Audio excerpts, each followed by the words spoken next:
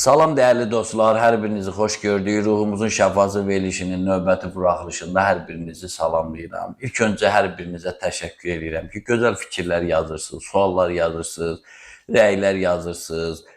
Bizə də maraqlı gələn elə suallar verirsiniz ki, araşdırırıq, axtarırıq. Bizə də o gözəllik, həvəs verir, zövq verir və deyərdim ki, qeyri o proqnoz verilişlərimizdən saysaq ən çox rəy yazılan, fikir yazılan bu kanaldır. Bu da təbii ki, gözəl numeroloqumuz, Ziyalı xanımımız, bizim kanalın, belə deyim ki, aparıcı qüvvələrindən olan Kəmalə xanım Mürsəlovanın sayəsindədir. Onun hər bir çıxışında, hər bir fikrində görəm çox mənalar açılır və siz də belə sevinirsiniz, həvəslənirsiniz, enerjiniz artır, ümidiniz artır, həyata doğru daha hünərlə, mətnlə irəliləməyinizə səbəb olur. Bəzən Kəmalə xanım deyir, elə bil nəysə çatdıra bilmədim, elə bil araya söz düşdü, sözümü kəstiniz. Amma nə qədər danışsaq da, nə qədər belə cəhd eləsəydim, mən düşünürəm içimizdə olanların hamısını ortaya qoya bilmirik, qələm ala bilmirik. Amma verilişlərimizi sayını artırdıqca, uzatdıqca, davamlı elədikcə düşünürəm ki, hər şeyi danışacaq. Və keçək mətləbə, Kəmalə xanımı bir salamlayaq, xoş gördük. Xoş gördük Səbahi müəllim. Çox gözəl açılış elədiniz. Yox, deyirlər, mənə də yazırlar şəxsiyə ki, çox qəşəng həm səsi var. Bilirsiniz, bəzi adamlar var, savadlıdır, səs o effekti vermir, elə bir yapışmır adama. Amma sizdə o səs də yaxşıdır, o ruhsal danışma çox yazırlar, çox qəşəng də özünüz də görürsünüz. Mən o qədər mövzular var. Mən istəyərdim ilk öncə bax, bəzən əvvəl Okkultik Söhbətlər adı verişimiz vardı. Nə deyirdim hansısa bir negativ insandan? Aparıcı qız deyirdi, bu uşaqlıqda aldığı travmadandır. Uşaq vaxtı travma vermiyorum. O deyim, vallahi elə adam tanıyım, heç travma almayıb, amma yenə də var. Elə hər şey travma. Uşaq vaxtı itdən qorxub, ona görə bu qorxaq olub. Tək o deyil. Nə bilim, uşaq vaxtı atası belə deyib, anası belə üstünə çox düşüb, ona görə həyatda bəxti gətirmir. Təbii ki, o da ciddi arqument demək olar, amma tək arqument demək deyil. Ona görə istəyərdim, numerologiyada o kök, soy, deyir, babada olan nəvədə görünər, belə bir karmik şeylərdə də yazılır. Belə bir şey eləmək olurmu? Məsələn, kökdə, nəsildə. Mən bir sinif yoldaşım vardı, axsıyırdı, bir də dəliqanı deyirlər, üzünü görmədiyi ulu babası deyirlər, bax, eyni ilə belə idi. O da axsıyırdı, o da belə zəhmli idi filan. Amma uşaq ancaq babasını görüb də, babasının atasını yox. Yəni bu astrologiyada müəyyən qədər var, karmik şeylər də var və numerologiyada da varmı bu şeylər ki, o kökə soya bağlı? Mən biraz bəlkə sualı tam dəqiq verə bilmədim, amma rəqəmlər və kök, soy, nəsil şəcərəsi. Əlbəttə ki. Yox, Səbahi müəllim, çox doğru, düzgün sual verdiniz. Lap belə yerində verdiniz sualı. Çünki numerologiya zaten bu kök soyla işləyir. İndi mən demirəm, numerologiyalar var ki, ancaq informasiya verir. Amma mən, bizim o, özünüz bilirsiniz ki, ruhsal numerologiya adlanır. Niyə görə ruhsal numerologiya? Yəni, burada ruhun gəlişi, gedişi haqqında da, o, ümumiyyətlə, karma, biz demişdik ki, karmaya bir də dönəcək, yəni, inşallah dönərik əvvəlki verilişlərdə. O karmadır, sonra bütün nəsil, kök, soy, onlar hamısı bizim numerologiyada öz yerini tapır. Və hətta mən şəfalanmanı o kökü, soyu həmən adama başa salaraq, oradan bir çox işlər görərək, məsəl üçün, tutaq ki, bu adamın puldan karması var. O adamın orada çıxır zaten, o nənə babaların həyatı gözümüzün qabağında çıxır numerologiyada. Onlar nə, hansı sınağı keçib, hansı sınağı keçməyib və siz bugünkü gündə nə gətirmişsiniz? Həmən o numeroloji analiz olunan adam. Mən onda, yəni bir çox yerləri var ki, həmin adama həmən yöndən yaxşı bir işlər görüb, sababın o bərzəx aləmində oturub gözləyən nənə babalara göndərməyini istəyirəm. Və inanın ki, insan şəfa tapır. Yəni, bu nə deməkdir? Bu o deməkdir ki, o necədir, bəzi adamlar inanmır. Məsələn, var indi bəlkə də o ailə tərbiyəsindən asılı. Məsələn, ata inanmırsa, övladı da inanmayacaq. Çünki o barədə söhbət olmayıb. Kök, soy çox önəmlidir və buna bizim dinimizdə də yer verilir. Yəni, deyirsiniz ki, o doğanın nənəsinə, babasına yönəlsə, o borcu qapıyır da sanki. Bilirsiniz necədir? Məsələn, nənə baba bundan keçə bilməyib. Artıq onun əməl dəftəri bağlanıb, o bərzəx aləmindədir, oturub. Orada əgər onun burada kökündən soyundan, bax elə hesab edin ki, bir ağacdır. Ağac məsələn tutaq ki, bu ailə ağacıdır. Kök nənə babalarda hansı ki o tərəfdədirlər, yəni artıq dünyalarını dəyişiblər.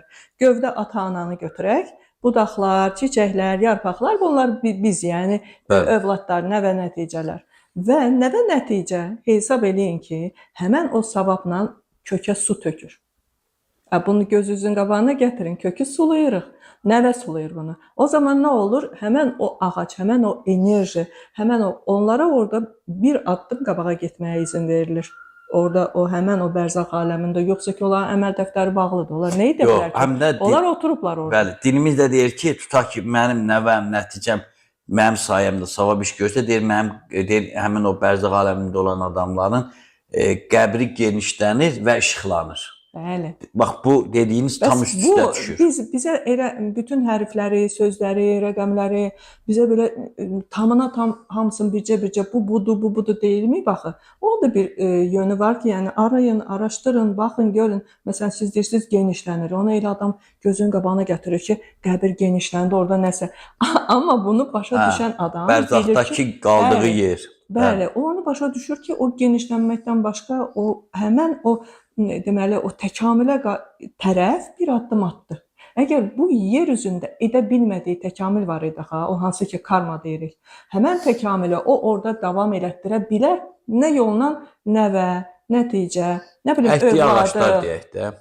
övladı, onun o kökə su tökərsə, yəni ona savab göndərərsə. Məsələn, deyirəm ki, get pişikləri yedizdir, ya birinə bir sədəqə ver, anında savabın göndər denən ki, 7-70 nənə babalarıma getsin. Əlbəttə ki, sual verən bəs atam, anam, onlar da həyatım dəyişib. Deyirəm, onların da adını çək. Nə var ki burada? Yəni...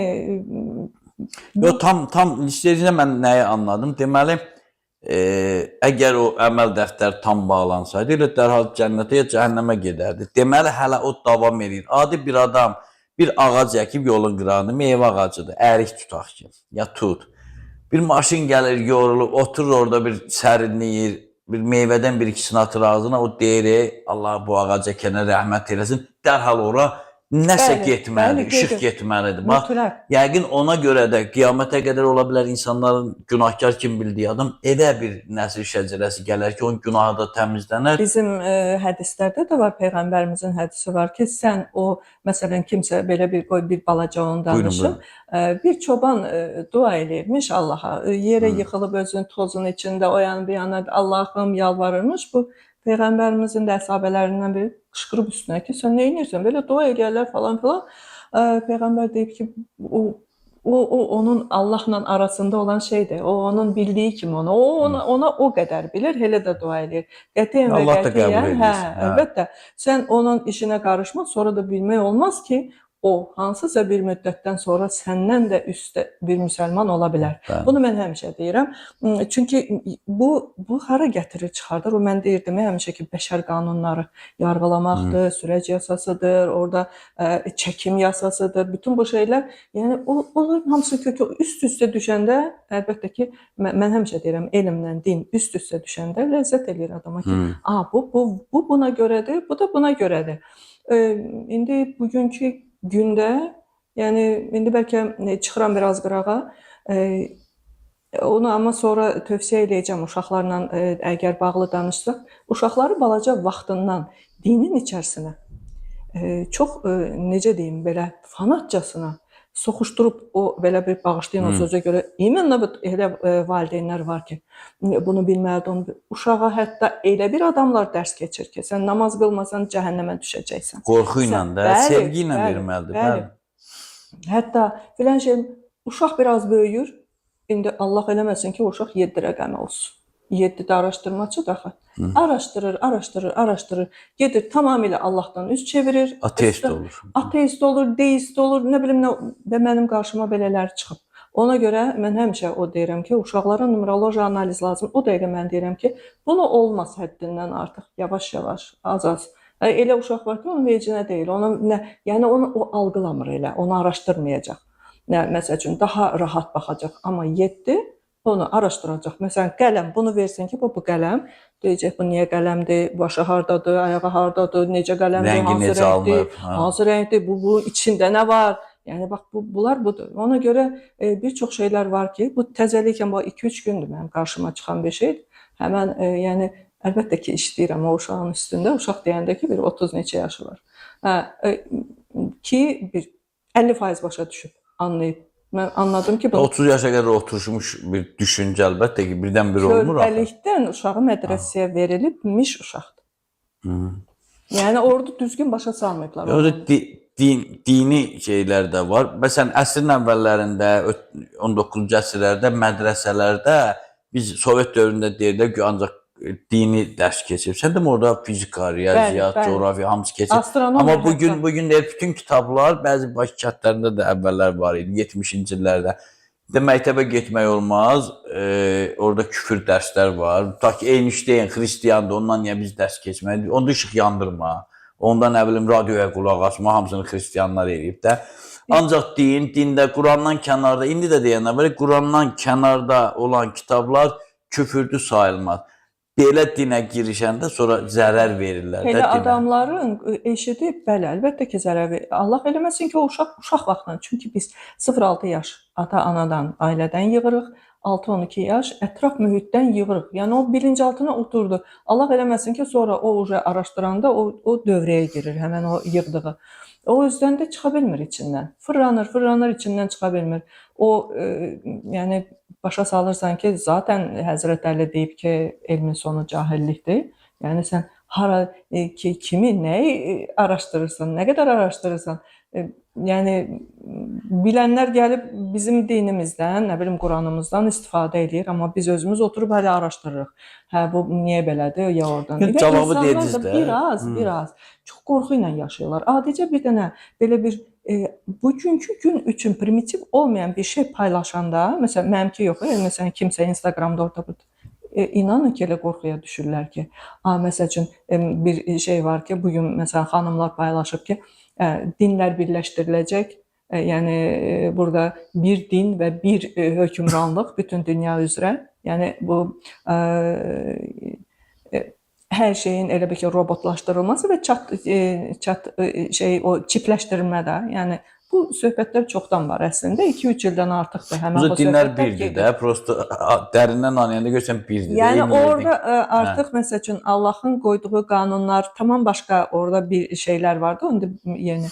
Və bundan elə bir dəhşətli bir qorxuya düşürlər ki, görəsən nə olacaq, nə tər olacaq, nədir? İndi bilən adam biraz araşdırırsa sakit olur. Məsəl üçün deyirəm ki, vardır Allahın bir planı. Var Allahın ona görə də bir planı. Allah nəzərə alsınlar da. Sən niyə narahat olursan ki? Narahat olma. 2012-ci ildə hamı şam yığırdı, nə bilim mən nə edirdi. Mən halbuki ondan da bir neçə il qabaq Sergey Nikolayeviç Lazarev yazmışdı ki, 2012-dən başlayacaq. O kişinin indi bir 70-dən çox yaşı var, amma ki Instagram, yəni o hələ də çıxış edir. Mən tövsiyə edirəm onu çox. Yəni kim ki araşdırmaq istəyir, tövsiyə edirəm. Deyirəm, diaqnostika karma. Karmanın diaqnostikası. Açın 12 dənə balaca kitablardır. Açın oxuyun. Orada özdə müsəlmançılığı birinci yerə qoyur. 3 səmavi dinin içərisində müsəlman deyir ki, onların eqregorı da güclüdür. Çünki onlar toplu dua eləməyə bacarırlar. Və müsəlman nə edir? Gedib din xadiminə pul verib demir ki, mənə görə dua elə. Müsəlman üzünü tutur Allaha, özü dua eləyir. Bir çox şeyləri hamısını o sahələri aydınlaşdırır və çox gözəl bizə başa salır. Elə bir ki, məsəl üçün mən həmişə deyirəm ki, o Quranı oxuyur, deyir ki, nə var ki, burada elə belə bir şeylərdə də anlamağa çalışmır çox şey ki, üzdən sətə oxuyur. Sonra deyirəm ki, bax, get bax filan kitabı oxu. Orada məsələn çoxsu şoka düşür ki, Allah sevgisi mən deyəndə ki, ətrafındakı insanları və hadisələri olduğu kimi qəbul eləmək deməkdir. Deyir, mən elə bilirdim namazdır, oruç tutmaqdır, Allah sevgisi budur. Sən əgər Allahı sevirsənsə namaz qılmalısan, oruç tutmalısan yəni. Deyirəm, birinci yerdə bu gedir. İnsanları olduğu kimi qəbul eləmək. Çünki neqativ də var, pozitiv də. Neqativ əstəğfurullah, yəni belə din xadimləri də var. Neqativ şeytandandır, pozitiv Allahdan. Düzgün deyil axı. Bunu insanlara çatdırırlar belə bəzən. Çünki hər şey Allahdandır. Hər şey, neqativ də, pozitiv də və biz onları qəbul edə biliriksə, onda mən oturub da demirəm ki, ay Allah, bu niyə mənim başıma gəldi? Niyə elə gəlir mənə tapır? Nə qədər ki, niyə deyəcəksən, suallar o gəlib səni tapacaq. Yəni nədən? Çünki bax o araşdırma içərisində olan adamlar illərlə işsiz qalırlar.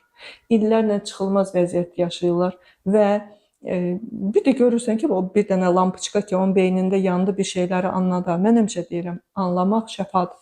100%. Anlayandan sonra, ondan sonra görürsən 2 gün içərisində biraz işi qabağa gedir.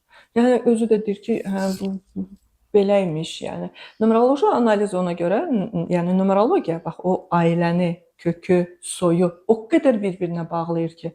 Yəni orada o ağaca mən primer, yəni nümunə göstərdim də. Kök də olar.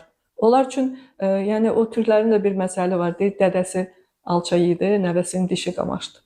Mən bir haşiyyatçı məziləcilər, siz də bəyənin, paylaşın, fikirlərinizi, suallarınızı yazın. Əslində, bayaqdan dediyinizin cavabını elə başda özünüz dediniz ki, yəni birdən bəziləri elə bilər o dindən uzaqlaşdırma yox.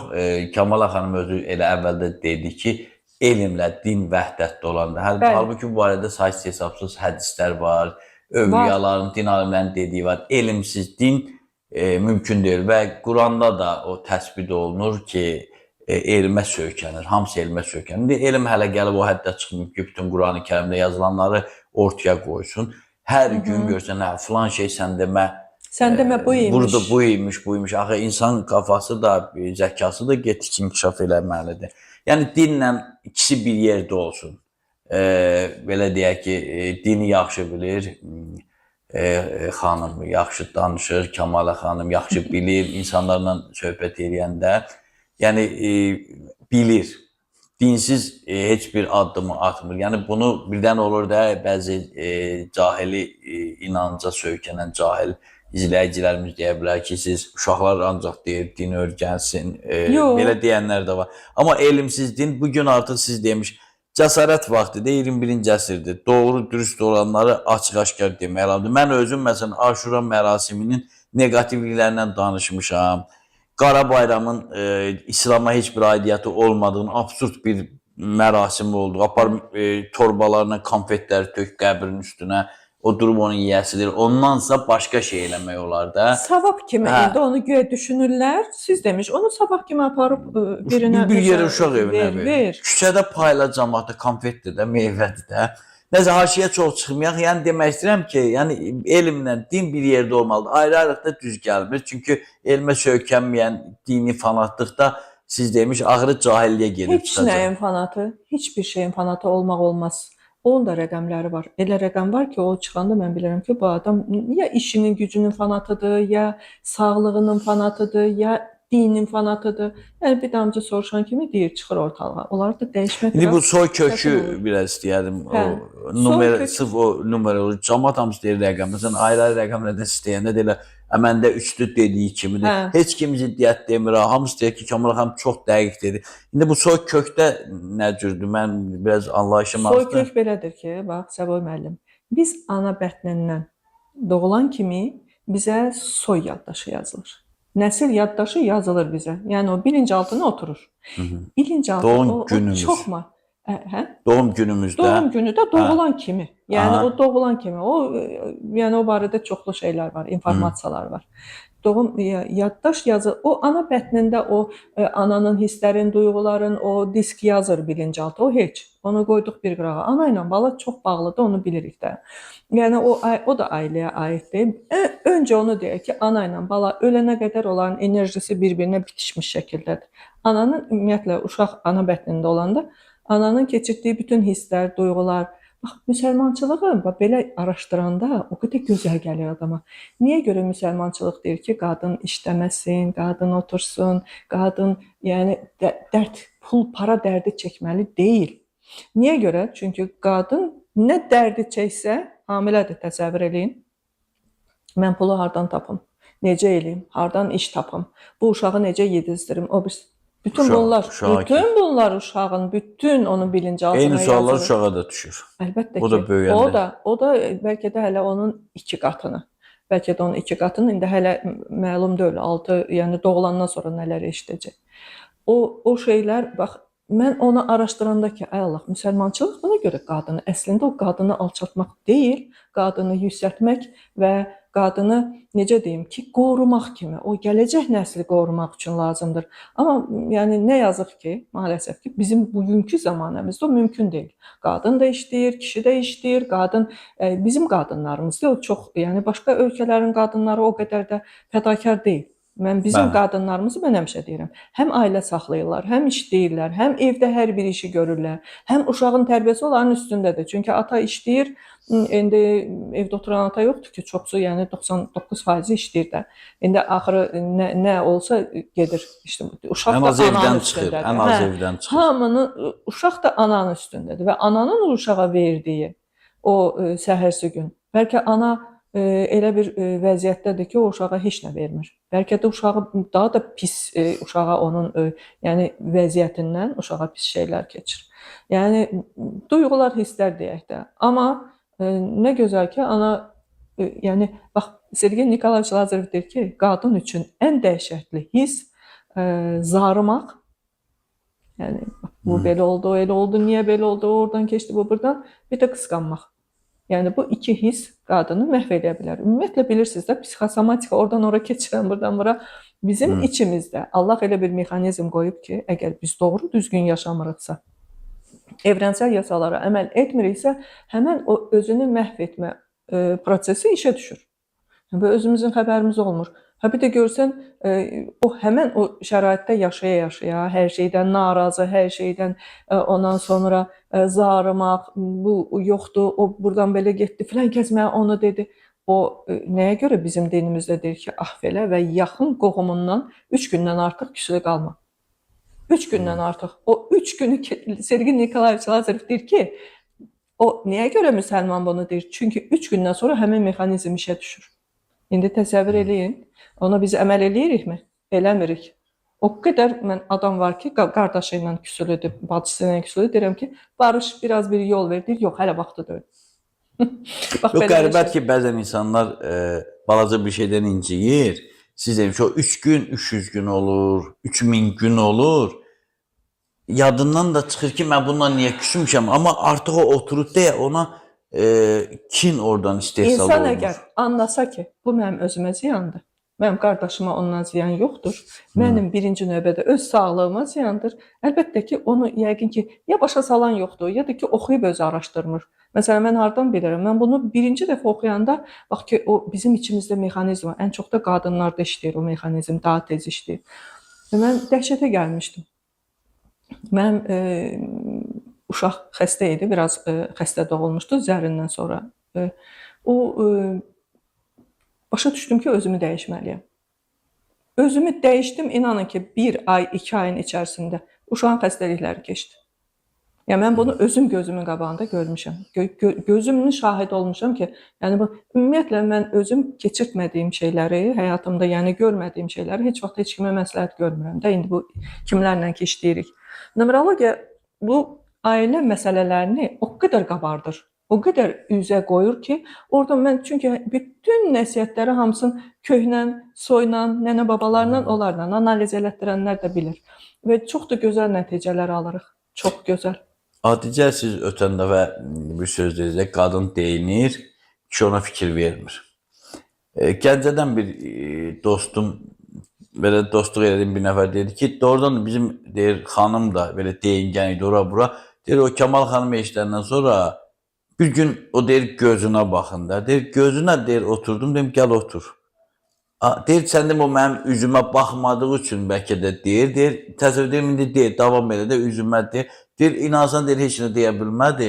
Ondan sonra deyir, elə ağzını açır ki, hə, almışam, belə, filan gəlirdim deyir qabağına. Deyir, indi demək olar ki, tərk adi bir mexanizmdir də.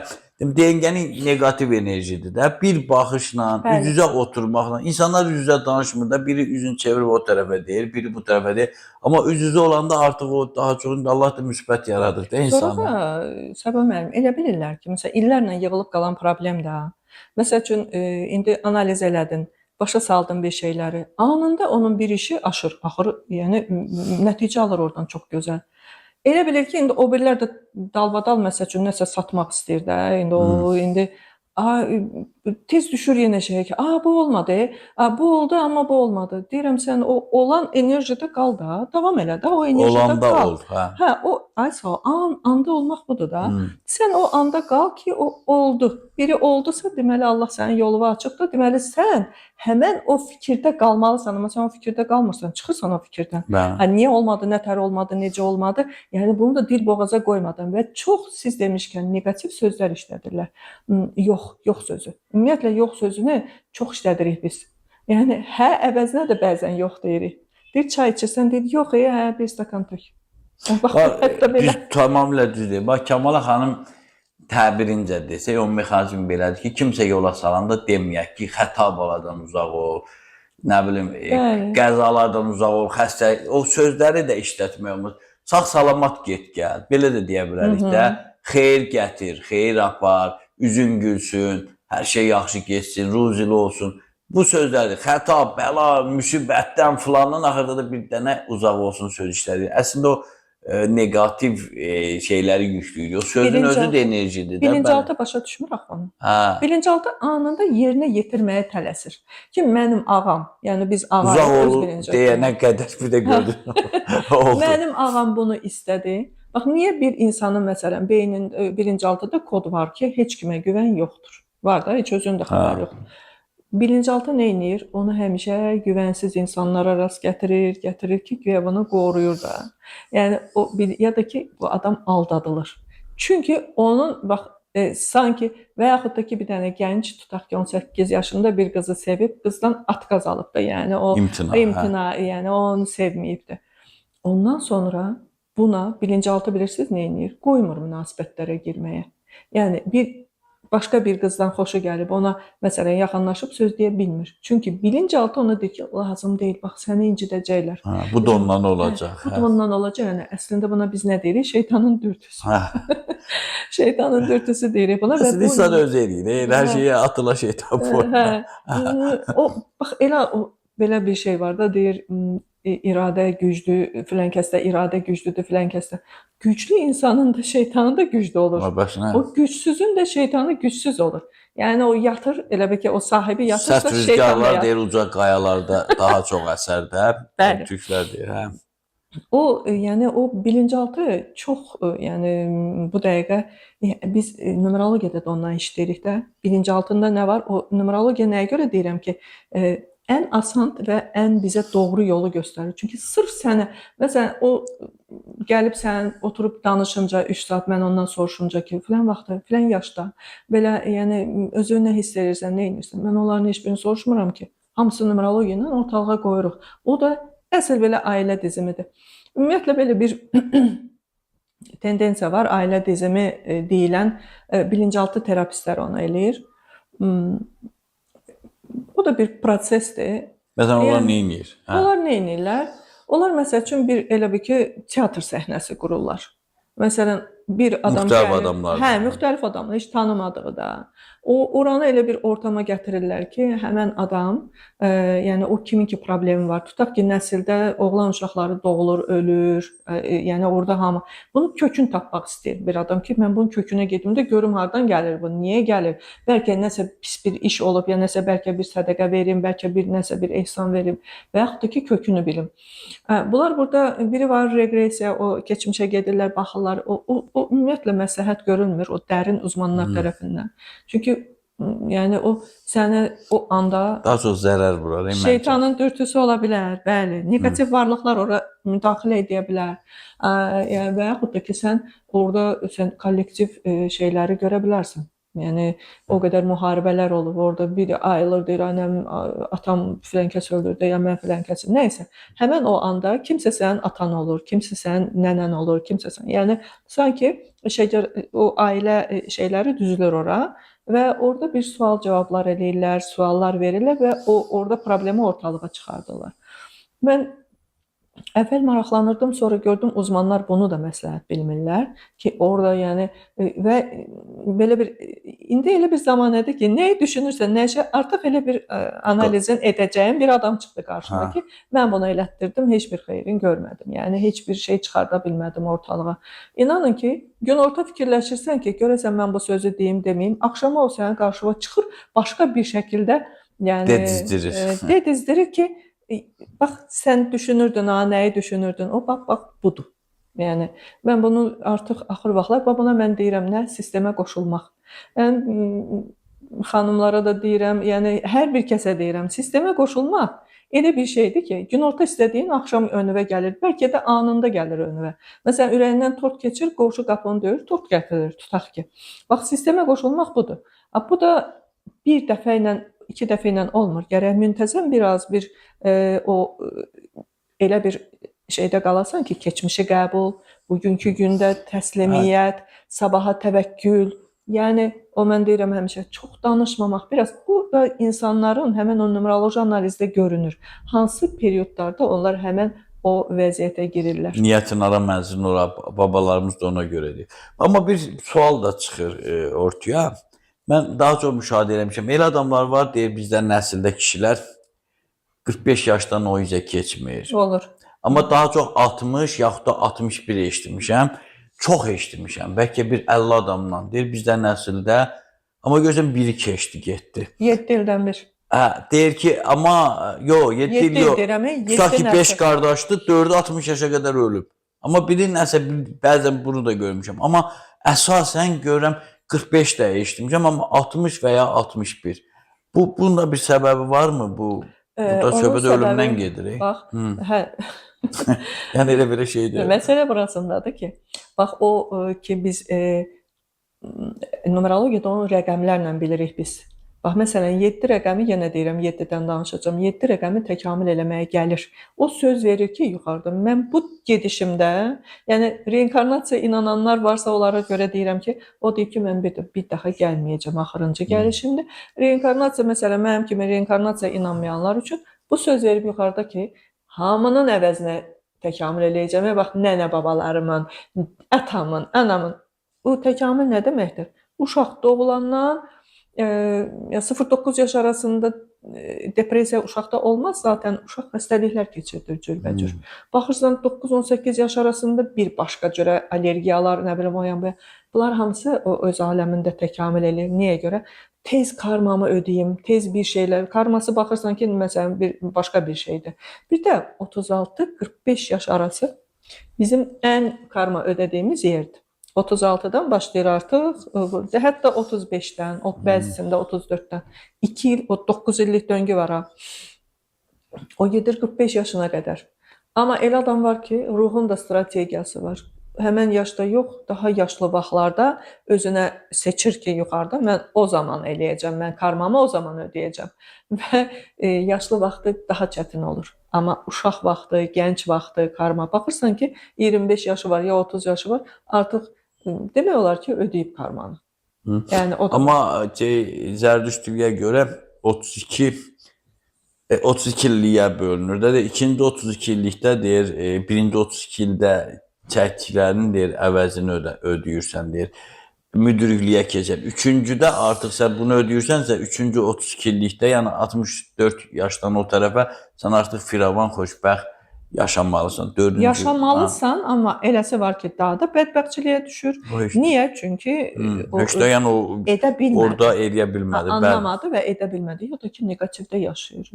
Burada mənəm Bağdadda Kor Xəlifə elə bir yaşayan insandır. Əzizlər, Kamala xanım bilsiniz kimə daha çox lazımdır. İndi biz verilişdən... Ailə danışmadı. Yox, verilişdən 5 qat artıq biz belə telefonla danışırıq, belə də çay süfrəsi arxasında. O, bəzi insanlar var, neçə illərdir gedir, söz verirlər, iş alınmır, iş söz veriblər, alınmır, işləyir, 10 gün işləyir, 1 ay işləyir, çıxır. Bax belə o söz verilib aldadılan adamlar, əsas bu adamlar lazımdır. Bir də görünməyən adamlar var da, görsən aktivdir, O da çıxır da savadlıdır, fəal. orada. Görünmür də, hara gedir elə bil ki, buna fikir verən yoxdur. O bala uşaq. Amma qəbliyyət buradan yox, buradan. Hə də mən də onu deyim. Qabiliyyət də var, istedad da var. Bax, həmin adamlar Kamala xanıma üz tutsun. Hamısının kökü nəsildədir. Hə. Kök. Bir dəfə danışmışıq. Mən sizinlə də deyəsən danışmışam. O qədər danışmışıq, bilməm efirdə olub yoxsa kənarda. Bir dəfə Qorxmaz Əlili idi deyəsən. Orada bir tez layihələrimiz olurdu televiziyada. Bir dənə oğlan and içdi ki, ömründə bircə dəfə lotereya alıb və ona maşın düşdü. Jiguli idi o vaxtı. O Bəxlatozad vaxtında. Jiguli düşdü. Özünün də 2 dənə maşını var. Ömründə də bircə dənə alıb. Sonra adam var, bax bəzən deyirlər, bax bu niyə, bu avaran biridir, zərərli adamdır, hara gedir pul, hara gedir var, dövlət, yaxşı işə gedir, bu necə olaraq biz də işləyirik, eləyirik. Mən başladım belə araşdırmağa da bacardığım qədər. Görən məsələn o hara gedir pul gələn adamın babası, sən demək kənddə 200 uşağa sünnət elətdirib, 7-8 tələbə oxutdurub. O da varmı? İndi numerologiya azdan çoxdan dəxli bilmirəm. Amma belə ötürülür də.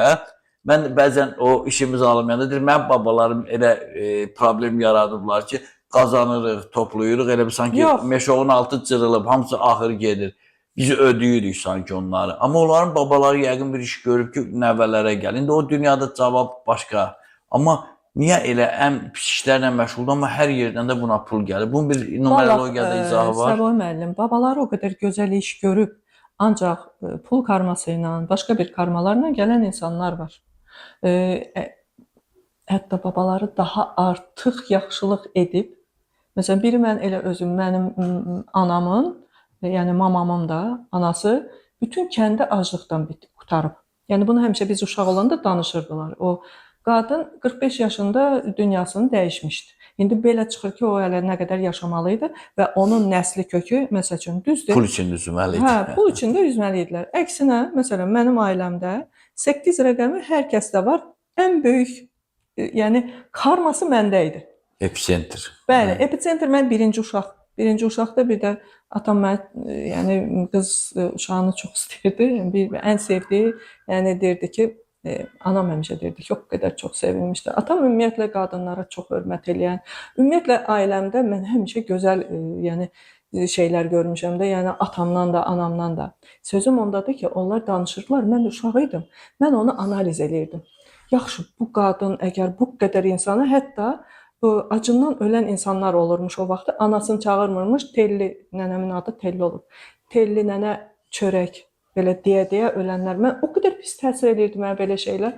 Yəni o da bilinci altına oturur da. Onlar da hamısı uşaq vaxtı nə eşidirsən oturur. Bütün bu söhbətləri eşidərək böyümüşəm. Ona görə mən heç vaxt deyə bilmərəm ki, bax, kimisə dədəsi orada, nə bilim mən, babaları, nənələri yaxşılıqlar eləyiblər. Düzdür. Səbəbi bilmək istəyirəm, demirəm odur. Hə, yəni səbəbi odur ki, qarşıma belə şeylər çıxdı, səbəb deyirəm. numerologiyadan mən onun səbəbini deyim sizə. 6-cı xanə ailə xanəsidir. Orada 8 rəqəmi çıxanda həmin adamın əli ayağı bərəkətdir. İstər qadındırsa, bax, xaraktercə pis adamdır, tutaq ki. Yox. Şor gözlü. İndi bax onu da deyəcəm. Bax mən ona görə. Məsələn, 8 rəqəmini mən həmişə deyirəm ki, çox təhlükəli rəqəmdir. Onun pozitivi də gözəldir, lap belə yuxarı, negativi də lap aşağıdadır. Yəni biri bolluqdur, biri qıtlıqdır. Amma məsələ burasındadır ki, Allah nə edir? Bunu negativi pozitivə rast gətirir, pozitivi negativə, onları orada tarazlayır, dəngələyir. Heç uzağa getməyəcəm, gözümün qarşısında. Məsəl üçün, mənim bacım 6-cı xanəsi, mən təzə öyrənəndə numerologiyanı dəli kimi hamı analiz edirdim. 6-cı xanəsində 8-dir. Yadıma düşdü ki, nənəm bu uşağa balaca vaxtından Güldaban deyirdi. Güldaban, yəni ki, əli ayağı və hara getsə bərəkət, bolluq. Bizə niyə demirdi, məsələn, o bir bacım var, mən var. Baxdım, gördüm, başladım analiz eləməyə. Deməli, bu qadınlar çox bərəkətli olarlar. Hara gedərlər bərəkət yayarlar. İndi onun negativi yəqin ki, negativinə rast gəlməmişəm. Hələ indiyə kimi nə analizdə, nə öz ətrafımda. Hamısı, yəni dediyimlə deyib ki, Kəmalə xanım, mənə də uşaqlıqdan bax, hamı bunu deyibdi. Nənələrim, nə bilim anam falan. Belə kişilər də olur əlbəttə ki.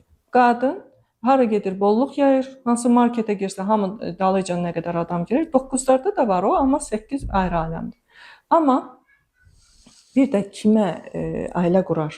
Yəni, məsəl üçün, hətta ən kasıb bir adama ərə gedərsə, həmin adamı elə bir bərəkətləndirər ki, və mən bunu dəfələrlə gördüm. Həmin adamın, nə bilim, yəni o varlanar da, sağa sola varlanar. Gözən evlənəndən sonra mən bunu dəyişən insanlar çoxdur, bəli. Yəni o qadının ayağından, bəlkə başqa qadına evlənsəydi, heç o bərəkət olmayacaqdı onda. Niyə elə birindən ayrılır, ayrısından evlənir, gözən həmişə belə də acından ölən, işsiz qalan biri görsən qəfildən nələrsə olur. Gətirir, Allah düzür, qoşur ki, elə adam var ki, məsələn, qadındır, karması var 8-dən gedib aclıq çəkməlidir. Çox varlı bir oğlan ərə gedir, qurudur. O, elə deyirlər də, nənələr qurudur. Amma onu Allah aparıb ora ki, o adam iflas olsun ki, bu da həmən o vəziyyəti yaşasın. İndi qulaq asanlar bəlkə qınayacaqlar məni. Axır vaxtlar belə bir tendensiya var. Nə var? Qadınlardan görürlər. Danışan psixoloqlar, nə bilim mən, nə bu yaşlı qadınlar bir-iki Instagramda görmüşəm. Ki, hər şeydə qadın günahkardır. Mən, bax, bir dənə atalar sözümüz var. Kişini kişi eləyən qadındır. Mən tam onun, yəni, heç də razı deyiləm. Mən də. Heç də razı deyiləm. Çünki ola bilsin ki, onu pul cəhətdən deyiblər nənə babalar ki, yəni kişinin pulunu yığan qadındır. O cəhətdən, amma kişi əgər, bağışlayın məni, negativin tam ortasındadırsa, bu adam, nə bilim mən, adicə bir mənəvi dəyərləri yoxdursa, qadın ona, inanın ki, illərini sərf eləyib, onu adam eləyə bilmirsə, orada qadın da deyil günah. Qadın faizi artıra bilər. Məsələn, bir 10% kişiliyi olur, bu da qaldırır 100%. Bunu eləyə bilər zaman-zaman, amma olmayan bir şeyi düz deyirsiniz. Qadın ona yeridə bilməz. Yəni demək istəyirəm ki, mən qadınları günahlandırmıram. Əslində qadının prosta qəlb enerjisidir, kişidə beyin enerjisidir. Qəlb enerjisi 5000 dəfə güclüdür beyin enerjisindən. Qadın çox şeyi yarada bilir, təzahür elətdirə bilir, yəni amma bilinçli olarsa. Eləsi var ki, bax siz demişkən, dır bütün günü danışsın, eləsin, nə eləsin. Heyf o zaman itir də. Onu deyə bilərik. Amma ki, məsəl üçün, o qədər də qadınlarımız var ki, çabalayır.